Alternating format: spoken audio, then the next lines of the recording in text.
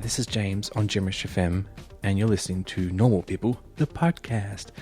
Yeah, this is a little mini-series I'm putting together to introduce my short film, Normal People, which is going to be broadcast on ABC2 in January 2017.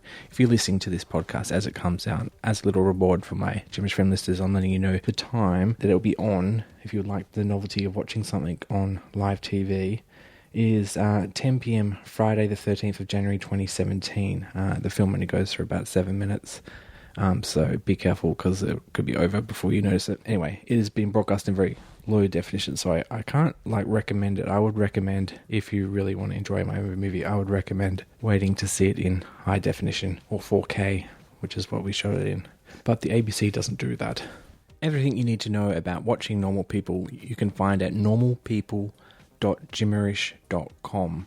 But let's get to the podcast, shall we? Basically, the concept for this podcast is to have intimate one-on-one chats with a few of the people I met working on the film. In this episode, we speak to Olivia. She is the head of the art department, production designer, so she put together anything you see in the scene that isn't native. So in this particular movie, Normal People, one of the characters has an ice cave, which makes sense if you see the film. And Olivia had to put that together in very short notice, and I'm not sure if it comes up well in the ABC version, but on the HD 4K version it looks amazing and nice and blue. So let's have a chat to Olivia amongst the birds in a park. Here we go.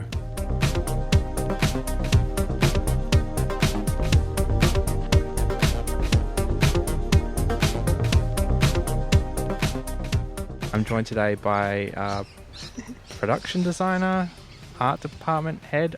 I don't know what your title would be on this. Well, what would you call yourself? Depends what the producer gives me, but I generally go art department, or if it's head of department, go production designer, okay, or set dresser. There's many titles, but I generally go production designer. And you are? My name is Olivia Lees. How are you, Olivia? I'm good. A bit nervous, but I'm good.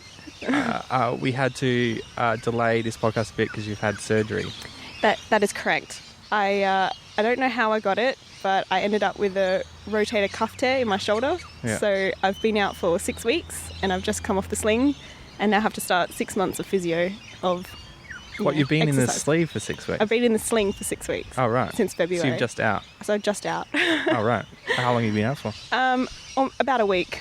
So what's it been like? Freedom? It's amazing, because being in a sling over February is 100 degrees.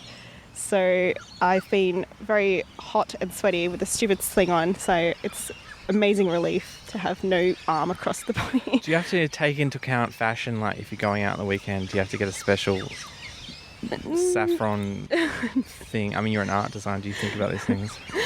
You do costume on some films? I have been asked to do costume. I've recently done a film as costume designer, which is a bit scary because I'm not really trained in costume. I generally go production design, art department stuff. So I've had a few opportunities in costume, and I would like to actually know how to sew. Mm-hmm. A lot of my costume is just going to shops and sourcing, and then just adapting whatever I've bought. So. Right. So did you do anything interesting with your sling? No, I had no motivation. It was just annoying me, so just let it pass by. Okay. I'm guessing you couldn't work on anything in that time? No, I just pretty much spent that time to heal, because I spent all of January working on a TV series called Top Knot Detective, going on SBS. So that was pretty hard labour, so that probably didn't help my fact that I had a torn tendon. But so as soon as you finished that, you were like, I got to get surgery now. Pretty much. I was like, okay guys, I've got to go now and go into hospital and get this sorted. So it's a much weighted surgery, so I planned it hopefully well. I don't know if it's going to work, but I'm going to be out for a bit longer than I thought. So it's a long healing process. Now we are in a park. Do you know where we are? I have no idea where we are. I literally was like, the GPS was like, turn right here. I'm like, this does not look like I'm going anywhere. Well, considering I can't drive at the moment, we are right next to the Southland Shopping Centre in the park, surrounded by billions of birds. I don't actually know the name of the park, except you Googled it and you said it was like Agincourt, and I was like, oh, that's what it's called. I don't know. I just so know did you it's have to look it up to see what I was talking about? I knew what you're talking about, but I okay. just want to double check that it was the right one, so I wasn't going to the wrong part. Have you lived here all the time? You're a south of the river girl? I am, yes. I don't have very many memories from when I was younger. I was actually born in Newcastle in Sydney and moved over. You don't have many memories from when you're younger? Well, I don't remember. Is this an issue? Or is it just, no. you've just preferred to forget it? I just have a shocking memory. Okay. Yeah. I can't remember what I did last month. It's pretty bad. Oh, right. Okay. No, I moved over when I think I was 2. I don't know. The details are very blurry because I just don't know many things. We did used to live in a different house, but the only house I remember I've lived in for pretty much 20 odd years. So that's all I remember. So yes, I've been here pretty much my life. You've come to this park and, had a goon bag. I've actually never been to this park. No, all right. I know where it is. I just never been in it. So, I was going to go back and say, how did you come to be on Normal People? Obviously, you started off in Newcastle. And then you moved to Perth. Yeah. And then... You went to school... I went to school at Willerton Primary, which is literally across from our house where the park is. And then I went to Willerton High, which was questionable. It was very, I don't know, the most annoying years of my life. Oh, right. Okay. It was the most stereotypical high school you could ever go to. So that was crap. And then after that, I didn't really plan on going to uni. It just didn't seem to fit with me, generally because I'm not great with English. And I know that essays is like a top thing with uni. So I decided to go to TAFE, which was Central TAFE. Okay. And that's the one near the museum, if nobody knows. And that was for screen studies. Okay, so you went right in. Pretty much. Well, it was actually, my mum suggested to go because I always had a passion for art. Yeah. So when I was the year 10 choose your life kind of situation, I had to decide what I wanted to do. So I was like, okay, I'm going to TAFE, definitely. And then I was like, I want to do something arty. So I was going to do like visual graphics sort of thing. And then Mum suggested, oh, why don't you do some screen studies? I'm like, oh, okay. And I applied and I actually got in. I was like, oh, that's good. Yeah. And then from there, I just fell in love with it because I always like to see the behind the scenes features on DVDs. So I was like, this is very suiting. So you were immediately drawn to the art department side of things? Definitely, because I like art, I was like, okay, I could try doing editing and sound and all that stuff, but I feel like it's like a second nature. I just know what I'm doing with art, so I will definitely wanted to be involved with it. And no one wanted to do it in TAFE, so I was like, I'll do it. Really? It's like the least attended subject. And then what did you... That's crazy. Yeah. You think it'd be like... You'll think they'll be like, oh yeah, exactly. But everyone's like, no, I'm gonna film things. I'm gonna direct things. Right, I'm like, oh God, no. And so, I assume you finished that? Yeah, I finished that in 2012. That's when I graduated, and then since then, I've pretty much been freelancing in art department. Yeah. So that was when I went to film school. Like the only people who got jobs straight out of film school were the art department people, because people always need assistants and stuff. Yeah, that's what I was a bit confused about. I was like, okay, no one wants to do this. You didn't get assistants. No, there wasn't many. Yeah. But everyone else sort of came out and was like, what do I do now? But the people with art department, like one person didn't even bother finishing because she got a job on some, nice. $5 an hour making styrofoam eggs for some project. I don't know. Yeah. Is that kind of stuff you were doing? Do? Well, it was kind of my year was a bit of an odd year because I was lucky to have a girl in Cert 4 pretty much get bumped up straight to Advanced Diploma, which is the final year. So because if I didn't have her, then it would have just been me doing 10 short films whole entire year, and I would have... So they bumped up for convenience? Pretty much. Like, she was quite talented and she obviously showed interest in art department, so they bumped her up and said, look, do you want to do this and skip diploma altogether? And I'm so glad I did that. They're such a-holes, TAFE, because I applied to do a TAFE course and they're like, well, you only have Cert 4, so you can't do this advanced diploma course. And I'm like, well, you look at all the units that are in the diploma course, I've pretty much got them covered. And it's like, oh, we won't even look at it. They wouldn't even give me a chance to Anyway. And then are they bumping up people within that? Well, I don't know. When did you go for it? Oh, this is probably ages ago. Oh, okay. But the funny is, I did my Cert 4. They're literally 2 months after I did my Cert 4, they upgraded the course I did to an advanced diploma. Oh, okay. So if I had enrolled in the next year, like I finished, I didn't even finish till January. The people who started in March got an advanced diploma for doing the exact same course. Oh. Anyway, that's just my personal beef. Apparently, because I've heard a few people that have graduated after me, a lot of the TAFE courses have changed. Like, I think they've gotten completely rid of Cert 3 or 4.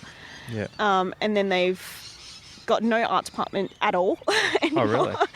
Because no one wanted to do it, so there's no subject that actually allows you to be in production design, which I was so lucky that I actually got it before they cancelled it. Otherwise, I had to suffer through some other subject. I wanted to do a sound thing, and you can only do sound as advanced diploma. Oh, okay. And I imagine, like, there can't be that many people wanting to do sound either, so I thought I'd be a shoo-in to get in. They wouldn't even look at my portfolio because I just literally on the application form said I only had a Cert 4, so they wouldn't even look at, Oh. All right, we won't bring that up anymore. Sorry. I'm bumming everyone out. And my sad story. But that was cool. And you teamed up with this girl. And then what? What did you do straight out of... So after the horrific events of TAFE... Or doing 10 short films? 10 How did that go? films. It wasn't too bad. So the way that we did it, because there was only 2 of us, the first half of the year we did a project called the 180 Project, which I think Optus was running. But because our year was pretty lazy, meaning the editors and all that, none of our projects were finished on time. So all of that hard work for the first semester went nowhere, which is great. But we took in turns on who was the head of department and who was the assistant. So she took 3 films first semester, as head of department. I took 2. That was for the 180 projects. And then for the second half of the year, we had our short films, which all the... This is Optus 180? The Optus 180 was the first year, and then the second year was the class wrote scripts. Yeah. And then they had like the top 5 scripts that were chosen. So I ended up doing production design for 3 short films, and she did 2. And then we just pretty much went reverse with assisting and stuff. So it wasn't too bad for the second semester. The only problem was I had a very short turnaround because I was doing 3 films as HD. It kind of, 1 week I was doing some script, and then I had to have like 1 day literally to sort out all my stuff, because then we started the next day for a full week doing the next film. Yeah. So I was very stressed that year. I can imagine. It was very, very, very stressful. But we finished. I got a Student of the Year award because I think I was the only student or female student that pretty much did their work. Yeah. Because everyone in TAFE slacks off, unfortunately. Yeah. Not trying to badmouth everyone, but it was true. Yeah. So we got like a male and female Student of the Year. So I got one, and then I was kind of expecting it, I kind of think. Yeah, Not being like very up myself, but I actually finished my work on time, and I actually submitted the work that was needed and passed, which was good.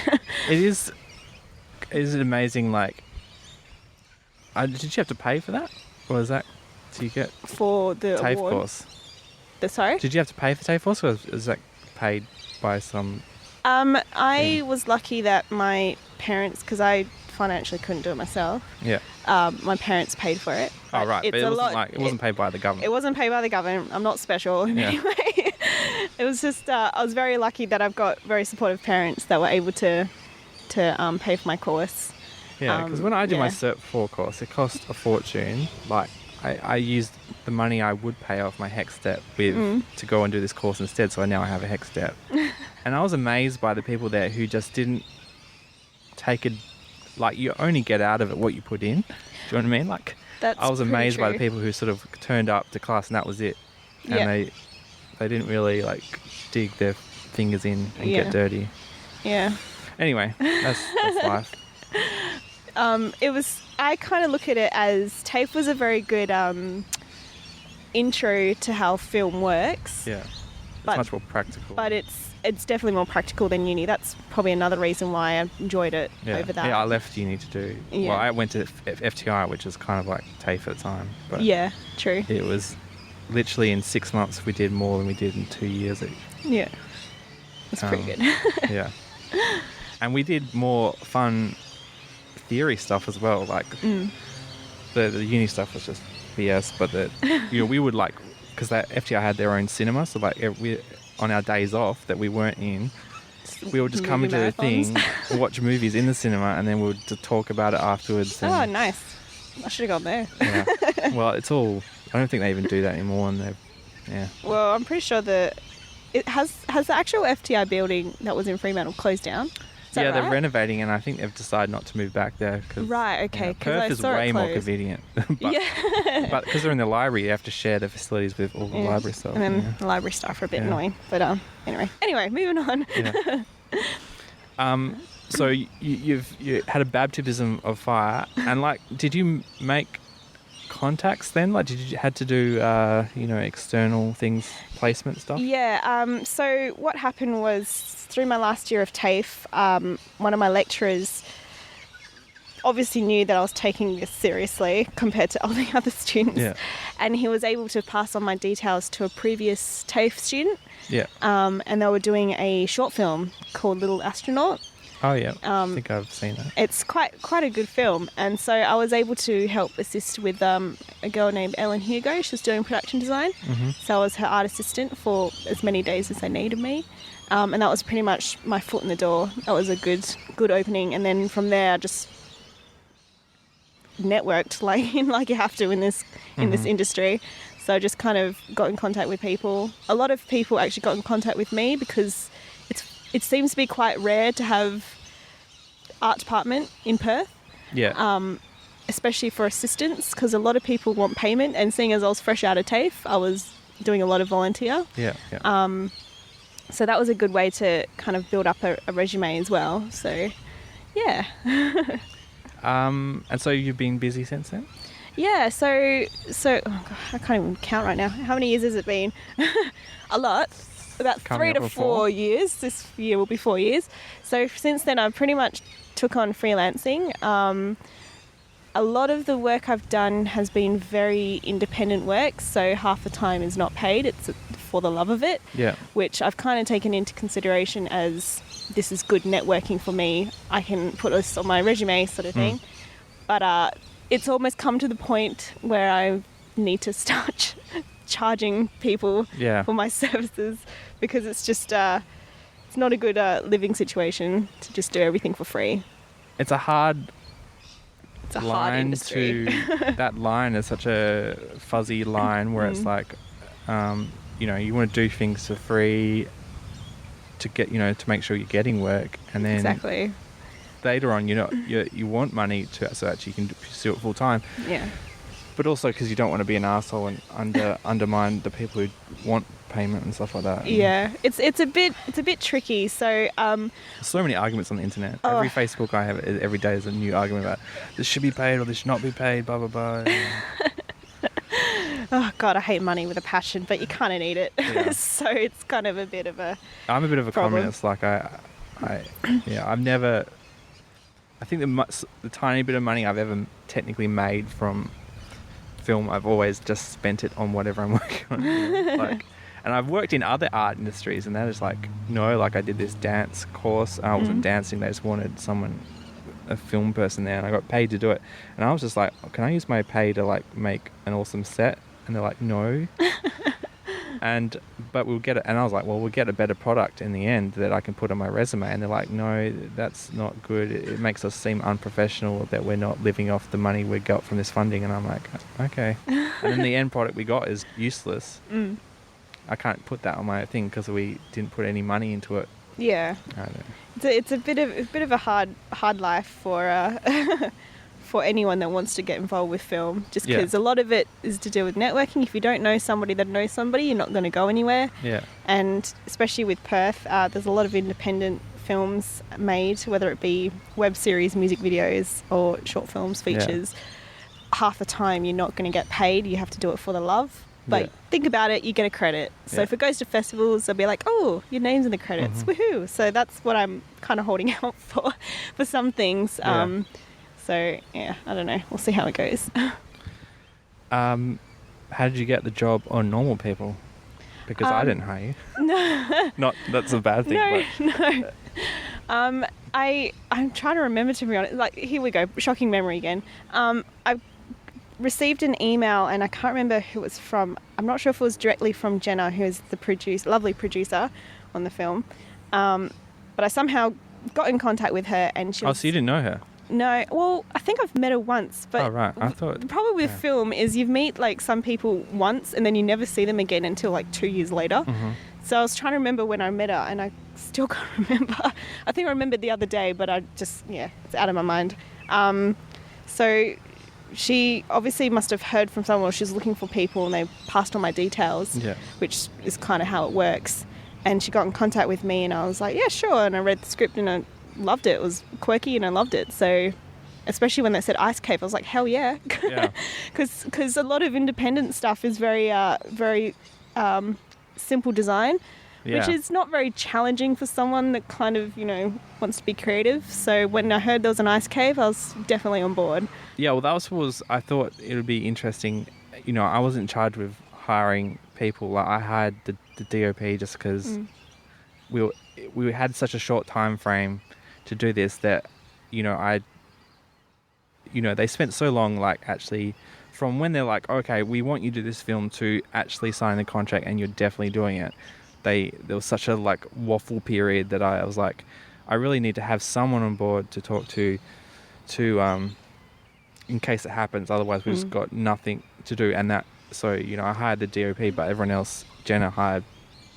And I didn't know the DP either. It was just one of those people you had to just put a message out there and go. Because I guess a lot of the people I know either dropped out or they've become so professional they're out of my price range.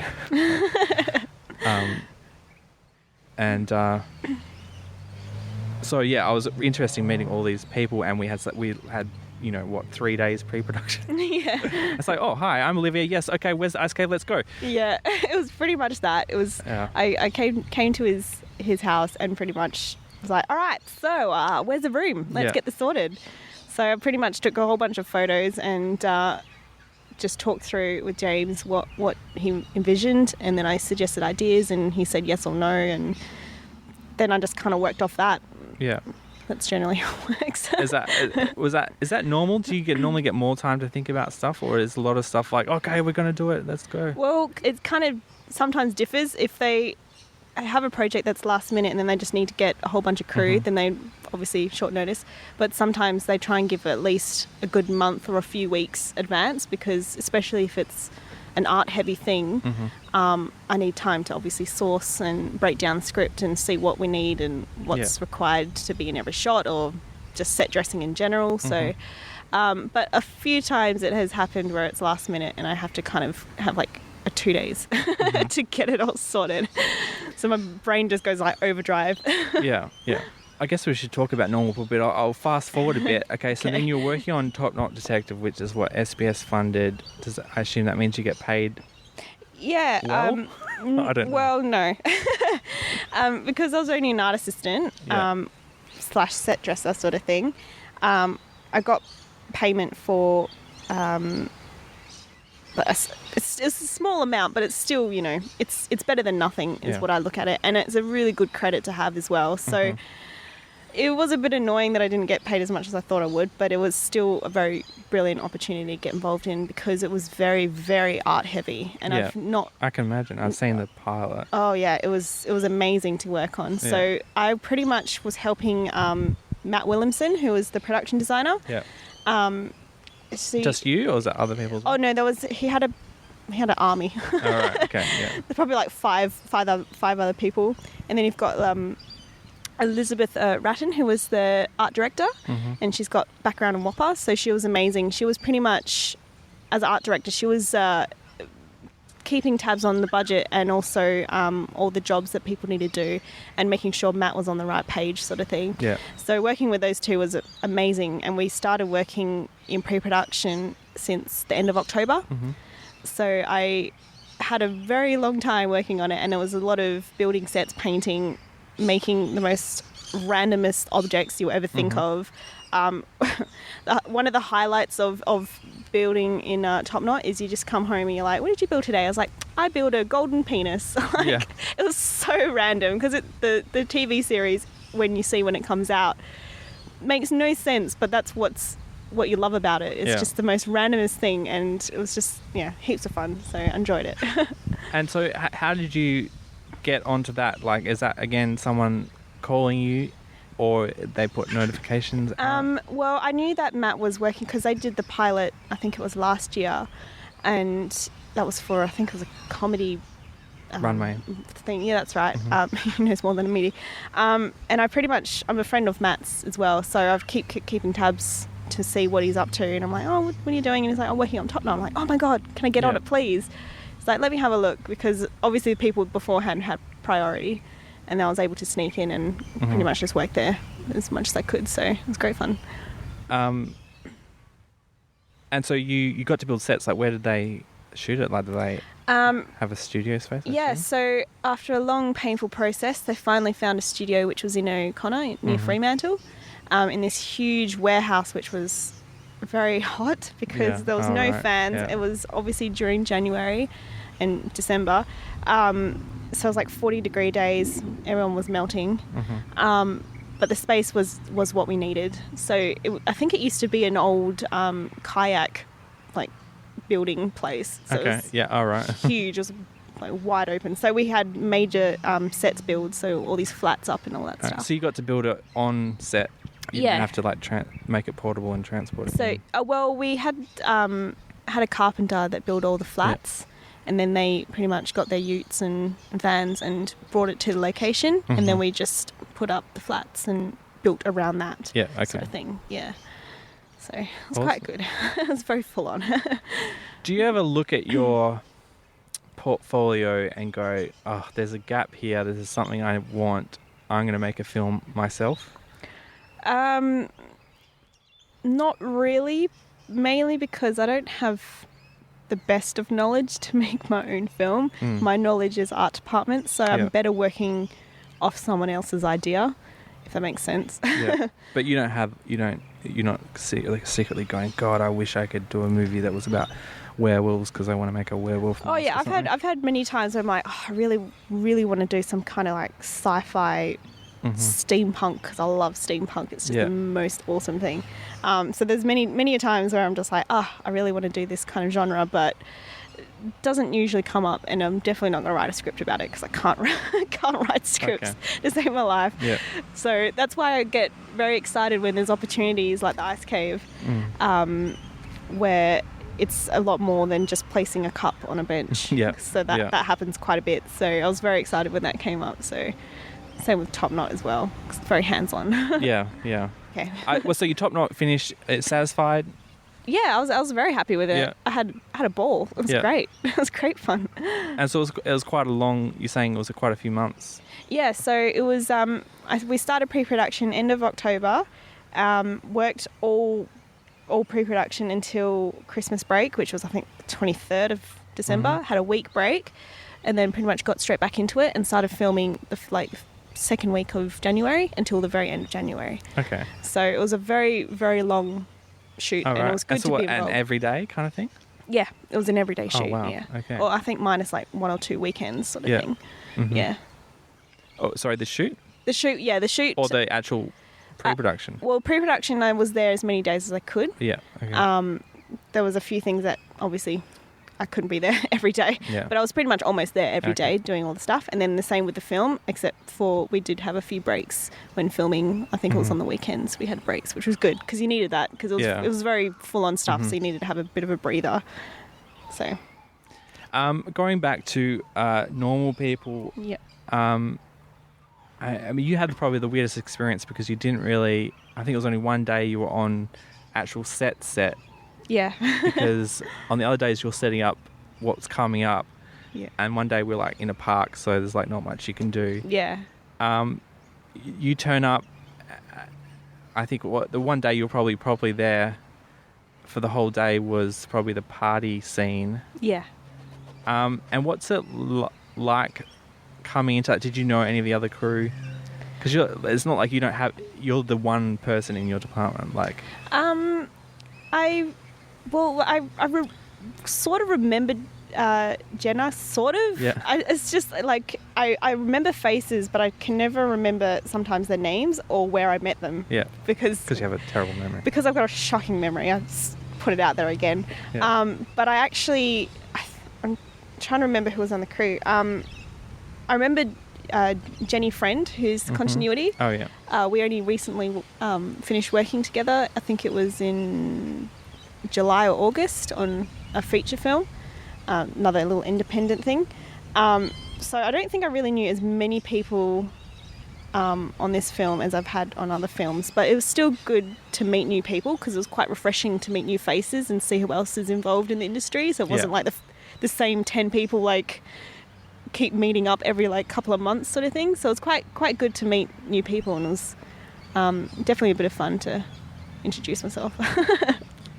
Although I was like sweaty and really busy doing all my stuff, but and like the last day it's like raining and I was a bit all over the place. Filmmaking. Yep. I love it. And so did you meet, like, did you get a chance to like meet them, like people come up to you and say, hey, are you interested in working on my film? Or I think I was a bit too preoccupied to have anything like that happen. I don't think they actually did, but it was still good. Like, I had a few people come up and ask if they wanted to help me, which is always a good thing, considering I was by myself with this one. But no one approached me about opportunities, really, okay. which is not a problem at this stage. All right. Well, I guess you haven't seen the film yet, so I guess I'm waiting very patiently for it. Yeah, well, want to see how the ice cave actually looks on film. Yeah, well, hopefully you'll get to see a good version of it, because I know that I refuse to watch it, the ABC version, because they wanted a version to put on ABC TV, is like shocking. And because I don't know, I don't understand, and it's not to blame of anyone, it's just bureaucracy gone mad kind of thing. Like they wanted to get it to a certain colour standard, and so they didn't like the way I'd graded the footage. It wasn't suitable for TV, blah, blah, blah. And I didn't really grade it that much, and that's fine. So they sent it to a colour grader, and I haven't even really watched it, but I just saw a clip of what they did to the ice cave scene, and it's like they tried to make it look natural. Oh. If that makes sense. So they've graded it as if the blue lights in the room are actually white lights. And it looks... So all that time I spent putting up blue lights has gone to waste. Hopefully, if we get to show the director's cut, it'll be very, very blue. Yeah. And it was exciting. I couldn't believe how you sort of you had to Photoshop. You had 2 hours notice to Photoshop some images together. Oh, it's. And I was like, we're probably not going to get those shots because there's no way she's going to have time to do it. And I turned up and then I was like, wow, this kid's on the ball. Was that stressful? No. Do you have to do stuff like that all the time, like photoshopping? I tend to, even if it's not. It didn't have to be it wasn't the most amazing skills, just to put it out there, guys. But it wasn't like when I said, "Can you do this?" You didn't have to go onto YouTube and say how to use Photoshop. No, I've got the most basic Photoshop skills. Yeah. So pretty much what he wanted was for the furry cons and stuff. He wanted this penguin character to be photoshopped into a whole bunch of pictures, so it looks like he's been taken at furry cons sort of thing in photo frames. So all I did was I just went on to the what do you call them, royalty free images at furry cons and just photoshopped the guy in there. So I've got very, very basic skills, but I try, and I don't know what the word is, I try and challenge myself each time someone requires some kind of photo thing, just to see if my skills actually improve. I don't think it was too bad, but it was the most basic Photoshop ever. Yeah. I wish it was a better experience for you, because I was like, this must be cool to make an ice cave, but then there was just no, everyone, the other teams, I should talk about you walked in on the other teams, but how much time did you get on the other teams that were doing the same funding. You mean the other Cody's. films? Well, I had a. Because they had like 6 months more notice. They had a they had a bit 3 more. months. I had a bit more notice, so I had a bit more time to. And you were doing costume on it. Yeah, I was doing costume designer, which was very, very interesting. But like I said before, I can't sew. Like I got the basic skills of sewing and Photoshop, so I can't actually make so it clothes was like out of nowhere. it needed real costumes. It was imaginary out of your imagination. It was the way that we did it was so Cody and I pretty much got down together and just like, okay, what do we envision her wearing, and we just went through all the different things. Is it a fantasy period? No, it's a contemporary. It's a modern piece. Yeah. Girl drawing in the rain. Yeah. There's a lot more to it, but that's pretty much what it is. But she's quite eccentric. She's quite an artsy person, so she likes to involve that into her costume. So I had a bit of fun with it because it wasn't just boring clothes. So we actually went to the vintage markets, the polka dot vintage markets before they closed, and we got this amazing red leather jacket, and that's pretty much like her main feature of her character. Yeah. And she wore like overalls and all that stuff. So I was able to pretty much it was a lot of sourcing, but I was able to adapt by putting like little trinkets and stuff on her clothes. She had a hero piece, which was a backpack, which kept all of her chalks and stuff in it. So it was a bit more than normal that I'm used to, but it was a bit of fun. So it was still a bit arty in there. So what were you sewing? Just to make it fit? The only thing I was sewing was just sewing on the little trinkets. Oh, okay. So, which I was very happy. Yeah. Because I can't actually make like a dress or anything. I can't actually sew proper clothes. So it was just sewing and gluing and all that stuff. Do you want to do more costume stuff, or you want to stick to art department? No, I like to stick as art department for my main thing, but I want costume as a backup skill / hobby. Because one day I would love to cosplay as something. Oh, right. So is that what you're like? I'm thinking. Are you googling like how to sew a dress together? Not the moment, seeing as my left arm isn't very functionable at the moment. I'm talking in the future. In the broad spectrum. In the future, I'll probably take some like sewing classes and start off with very basic patterns and just work my way through that way. I met a girl which I worked on another film with, and she did a superhero costume. It was for Icebreaker. I don't know if you heard of that one. Yeah. Yeah. So I was helping with a costume there, and she is a cosplayer. So I asked her, how did you get into costume? She's like, I just taught myself. So I don't know if I'll be that great, but I would like to try. What would you cosplay as? Oh, God. I'm like so obsessed with anime at the moment. So I really want to cosplay as like a female Natsu from Fairy Tail. Okay. And you probably don't know what that is, but that's okay. No. I feel bad that I don't. No, it's okay. It's not from if you're not like Neon a big Genesis Avon. It's not if you're not like a big like I don't know. I'm very like cheesy animes just because I love cheesy humor. Sailor Moon. I have not seen Sailor Moon in God knows how long. All right. And I think I need to rewatch it. Yeah. But yeah, I just like to cosplay, and I also really want to do like the Weeping Angel from Doctor Who. Yeah. Just I don't know, really weird like eccentric things, but I just need the skills on how to sew. So I thought about getting to Sailor Moon to impress a girl who was obsessed with it, but I didn't get that far. So. Thankfully, I didn't have to go down that rabbit hole. That's a very good thing. So that's it? Just mainly anime, or is that? I mean, when did you get into anime? I've been since childhood. Kind of. It's like I'm a little bit like I don't know. Or was it an awakening in you? I think I got more obsessed, especially over the 6 weeks I had in a sling and nothing to do. But I've been I don't know. I've started loving anime probably for the past 5 years or something. Like I just like forgot about it. Like you had all the Pokemon and Sailor Moons and stuff of the childhood, and then you kind of forgot about it, and then I later on picked it up and I was like, oh my gosh, and then I try this one, and then I try this one, and I'm like, oh, and then I look at voice actors and I'm like, oh, this person's in this one, and then I try that one out, and it's kind of like I get caught up a bit. Have you gone to conventions yet?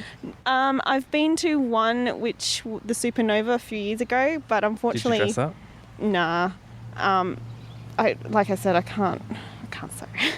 Well, you could, I could hire costumes? I don't know. Or was that frowned upon? No, definitely not. You can do whatever you can, really. But I was just kind of wanting to see what it was like. Yeah. But unfortunately, no one was really there that I was obsessed with. Okay.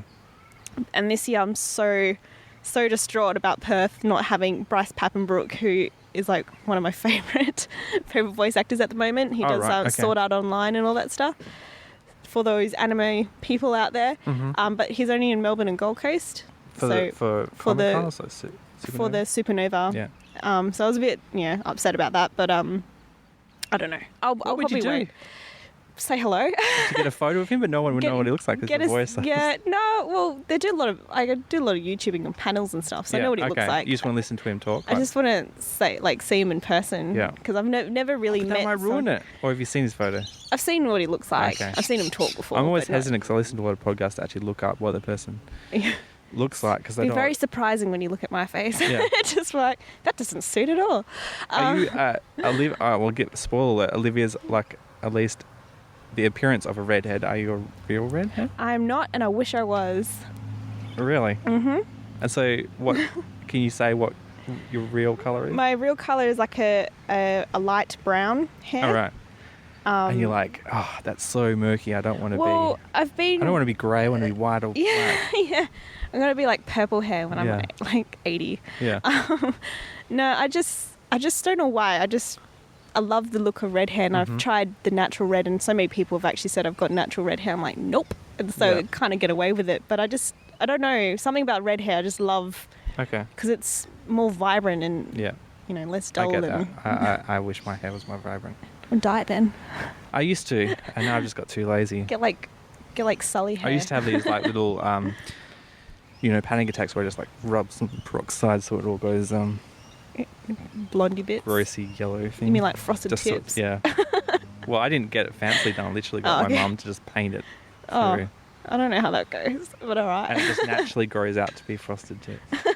And now I'm like, maybe I should rediscover my youth. Just delve back into. Well, that's why I was like, I really love all the anime hair because it's so like crazy hair. And I said, oh, Mum, should I get this kind of color? She's like, no. What kind of anime is the stuff that you like? Is it period?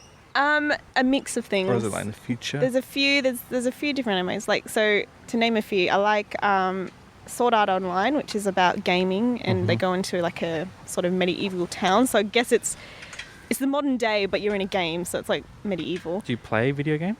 I do. Have you played Persona 4? No, I haven't. I'm very selected with my games. I'm obsessed with Uncharted. Oh, yeah. I love Uncharted. I'm so excited for the new number 4. one's coming out in a couple of weeks. I know, and it's like a few days after my birthday, so I've already requested it on my birthday list.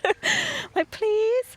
So I'm okay at games. I'm not great. This is a game that, people always talk about this because Persona 4 gaming, it's kind of like you're in an anime TV show or something, and you're playing a bunch of kids at a high school, right? And people go crazy for it. So I was wondering if you had played it. No, I haven't. So people talk about so much that even though I'm not really into Japanese games, I kind of want to. Actually, I'm thinking this weekend I bought this game that they made, Studio Ghibli made. Oh, really? And what was it? I've downloaded it to my PlayStation. I'm thinking of playing it, but it's called Ni no Kuni. Ooh.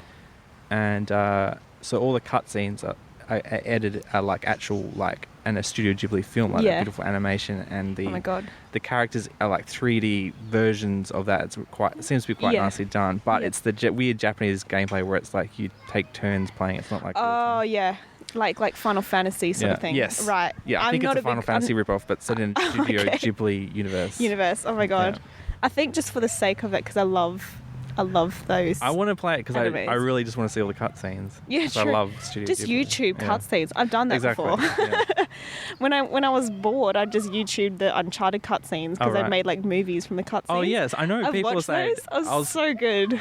This other guy I saw on the was asking people, "Hey, I love Indiana Jones. What other films should I watch?" And this guy, most people recommended like Romancing the Stone and all that, and The Mummy.